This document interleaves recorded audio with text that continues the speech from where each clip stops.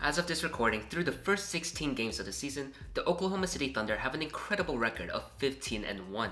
They are currently on a 7-game winning streak and have once again come out looking like the most dominant force. When you take a look at the statistics, there's already a substantial amount of categories where they're ranked in the top 10. And when you look at the games, you could just see the fruits of their labor because what they're doing is seriously no joke. Offense and defense, they're both killing it, so much so that in many of their contests, they end up winning by double digits. And I got a stat here that perfectly summarizes this dominating run they're on. Out of all of the 16 games OKC has played in to start the season, only 9 of them Shai Gilgeous-Alexander has played in the fourth quarter. Can you believe that? 9 out of the 16 games, it wasn't required for SGA to enter the fourth quarter because at those times, it wasn't even necessary. That's about as convincing of a stat line as you'll ever get, and that just speaks to how well OKC executes their game plan on a nightly basis. Oh, and by the way, the Thunder are accomplishing all of this while dealing with a slew of injuries. J-Dub has not played a single game yet. I repeat, Jalen Williams has not played in a single game, and the Thunder are still cruising. Kenrich Williams, one of their best perimeter defenders and rebounders, has also yet to make his season debut. Aaron Wiggins is currently sidelined with an injury to his thigh. Luguentz Dort and Chet Holmgren have missed some games, and yet nothing is slowing down OKC. One of the biggest reasons for this, something you've all heard of before, their outstanding defense. This factor is pretty much the first thing that pops up when we discuss OKC's strengths, and even though what we're seeing on every game is unreal, it still feels like it doesn't get highlighted enough. Because when we talk about the defense being an antithesis to this modern era of basketball favoring offenses, the Thunder are the perfect depiction. Any defensive talking point, how to perform rotations, knowing when to reach your hands in, where the help defender is placed, you can literally find all of that with this Thunder squad. Cason Wallace is a good example of when we talk about who steps up on the defensive end. His defensive skill set is through the roof and is amongst the elite group of leading the league in steals per game. In addition, because of Dort's prior injuries, you would always see him guard the best opposing player, and he really does make life difficult. But in the rare off chance of Cason being beat, you then have Holmgren and Hartenstein protect the paint. Holmgren is already off to a hot start in terms of blocks and being a significant anchor, while Hartenstein provides that physicality and can also hold his own guarding one-on-one. He's pretty versatile, I would say. However, it's not just one-on-one where there's trouble. The Thunder can and will absolutely swarm you. It doesn't mean they're always going to send doubles, but whenever someone drives, they will get the sense or feeling of an OKC body meeting them at every point. This is my favorite example of OKC causing chaos on defense as Bridges gets the ball. Sion James sets the screen so Kalkbrenner can have some space to perform a dribble handoff. However, when Khan tries to receive the ball, Wallace immediately blows everything up by fighting over the screen and giving Khan little room to breathe. Cason's activity makes Khan stumble back a bit, and after the drive is denied, the ball finds its way back to Bridges. Charlotte runs another switch to target Ihart, but the big guy does an excellent job shuffling his feet and giving himself enough space to meet Bridges' drive and force a contested brick. If we rewatch the play and notice the shot clock, the play went from 19 seconds all the way down to 5. Again, what this defense shown has been tremendous, and there's a reason why they're ranked first in opponent points per game allowed. You can tell everyone is engaged on this end, and again, no J-Dub or Kenny Hustle, so expect this defense to take even more of a leap once they come back. But we all know that the defense isn't what makes this OKC group special, it's also what they're able to accomplish on the offense. And when you view the talent that has made an impact so far, it makes sense as to why the Thunder were able to reach this point. Starting with the defending MVP, Shai Gilgeous-Alexander. SGA is without a doubt on one right now, as he is ranked second in points per game out of the entire NBA. He's also hitting 52.9% of his looks, which is close to his career high, as well as nailing 38.5% from nearly 6 3-point attempts per contest. He also casually gets a block and steal in almost every game, and his playmaking continues to be underrated. That's actually the main aspect I want to give flowers to because we all know how well he can get to his spots and score with ease, but man is he good at finding guys too. Except for that recent matchup against Sacramento, it got a bit sloppy there, but still. He's averaging around 6.5 assists per game, and I feel like with each season, Shai has gotten much better with his passing decisions, which I can't underscore enough on how valuable of a trait this is considering the amount of times he gets double teamed. I feel like we've seen it in full effect in the Thunder's championship run, and we're seeing it again once more.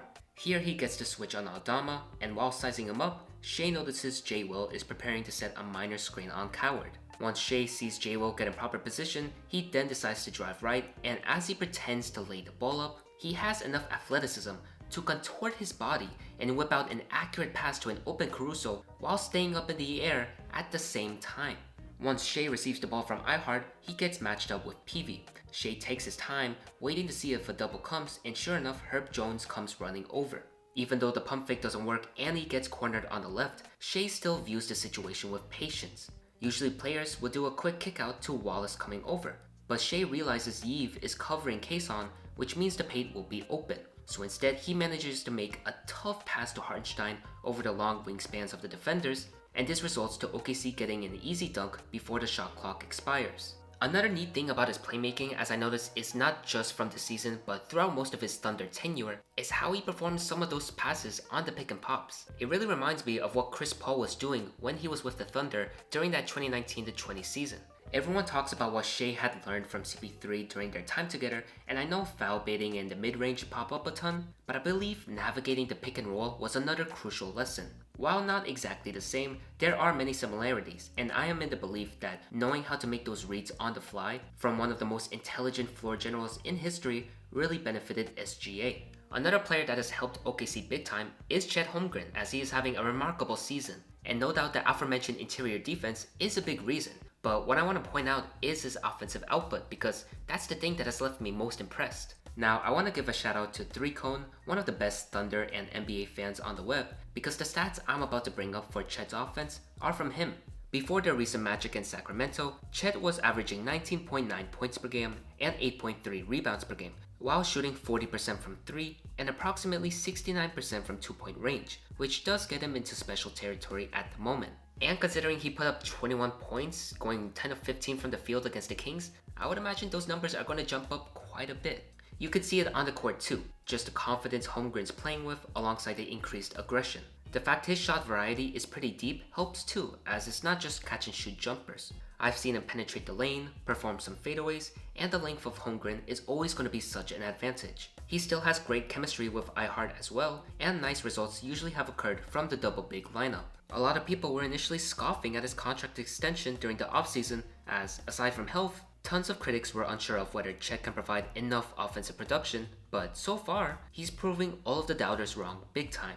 One more player that I think deserves a ton of praise is Ajay Mitchell. Mitchell has been a very pleasant surprise for OKC, and the leap he has taken is the definition of most improved player in my opinion, because how he's increasing his production with his newfound role definitely fits the criteria, and again, this is just OKC finding another gem. For context, Ajay wasn't a lottery pick. He was chosen in the second round, and here he is doing all of this damage. While averaging 28.2 minutes per game, which is a literal 12-minute increase from his rookie year, Mitchell is averaging 16.1 points per game, 3.8 rebounds, 3.8 assists, and 1.8 steals per game. He essentially gives this Thunder squad another ball handler and has been very prolific in performing the task of initializing plays. One part of this success is his driving game. He's actually an underrated driver, doing a nice job applying pressure, converting a good amount of tough drives. Some have been off balance, others were through physical contact. The floater especially, while it ain't perfect, it could be money in the future.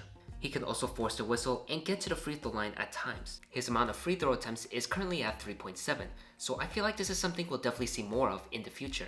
And you can tell he has been taking some lessons on leaning his body and selling the contact. Whether from the coaching staff, SGA, or J-Dub, whoever is teaching him, it's paying off big time. He's also shown he can be a great lob passer as well. The amount of chemistry he can build with Chet and Hartenstein is another exciting hypothetical to think about. It still needs work though, but it's there. And that's the thing with his playmaking, there is some enticing potential. Already there are a couple passes I've been impressed with, and if he can continue to practice this area of his game, then that'll make him even more deadly, especially when we consider how much he drives to the rim.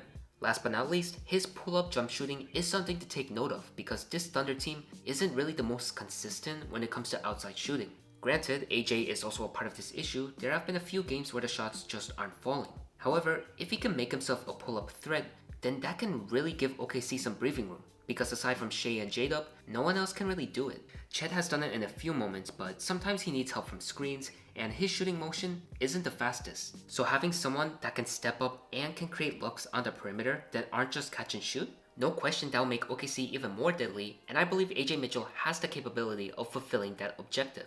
So as you can tell, the Thunder can do a lot of special stuff from individual players, but as a team, it's not so different either. One of their best traits is dissecting zone defenses. Usually I see a lot of teams struggle whenever their opponents deploy a zone. Best case scenario, they just get hot from 3 or the mid-range. But with this Thunder squad, they take their time and always try to find the open man. Especially when Shai is getting doubled very high up, he's very reliable in finding the open guy. And the team does a nice job moving the ball around. For as much as Shai, Chet, and Ajay have their fair share of isolation goodness, OKC does a tremendous job swinging the rock. And you could just see the unselfishness and trust they have in one another, because to have so many of these possessions end with clean open looks against the zone, that's not an easy thing to do. Also, I want to shout out OKC's ability to move off the ball. It's seriously such a thing of beauty. I think people can overlook this style of play because of how much damage OKC does in isolation, so much so that they forget about players like Caruso, Dort, Wallace. Those guys are honestly specialists in off-ball movement. Coming off of screens, backdoor cuts, do not be shocked if you see the majority of OKC's players make a living off of opposing defenders not paying attention. Now, there are a couple of flaws, albeit these might be minor in the grand scheme of things, but still mistakes that I believe are worth mentioning. First one is that there's not really a lot of playmaking or shot-making variety from the rest of the roster. Now, I'm not claiming everyone else is terrible with passing, I just discussed how brilliant their ball movement was. No doubt every player here has a nice foundation of awareness. It's just that some players are asked to do way more than what they usually provide. The most common example of this is the execution of some of their offensive schemes. Whenever someone not named SGA or Holmgren initiates a play call, you could tell there's some sense of struggling. I would see some failed attempts of an alley-oop, some passes being a little too strong for some cutters, especially when the plays are rushed or if a set gets broken up, there's simply a lot left to be desired in these botched results. Now, a big reason for this conundrum popping up is J-Dub being out. It's well known that he's not only an elite ball handler, he's one of the Thunder's best playmakers, and it's clear how much they're affected by his absence. And I would argue this emphasizes just how much significance Shai and Chet hold in this Thunder system.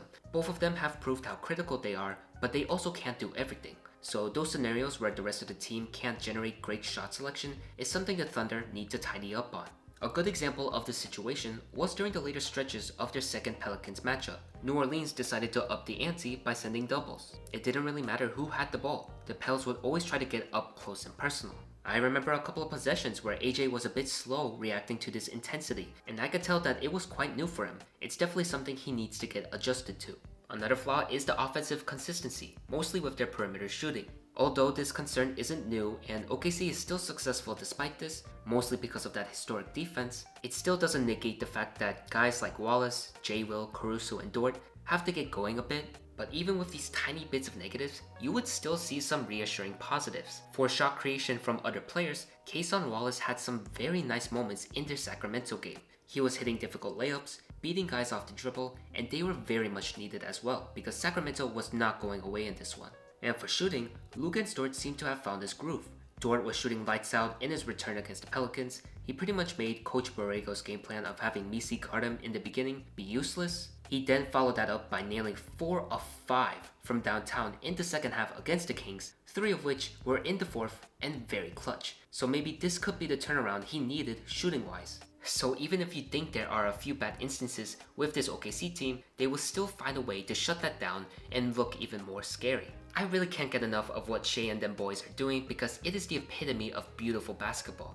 And just getting hit with the reminder of what this team could potentially look like with J-Dub and Kenny Hustle's returns, it is truly unbelievable. Before the season started, when previewing this Thunder team, I honestly didn't know if they could repeat what they achieved from last season, because it was 68 wins. That's an unbelievable record in the win column, and we rarely see that type of dominance in recent memory. But the fact that we're now dealing with the possibility of OKC not only repeating that 68 win record, but also surpassing it, that is seriously nuts. So yeah, that concludes this video on the OKC Thunder. Let me know what you guys think. Do you believe in this team to make history and go back to back? Let me know in the comments down below.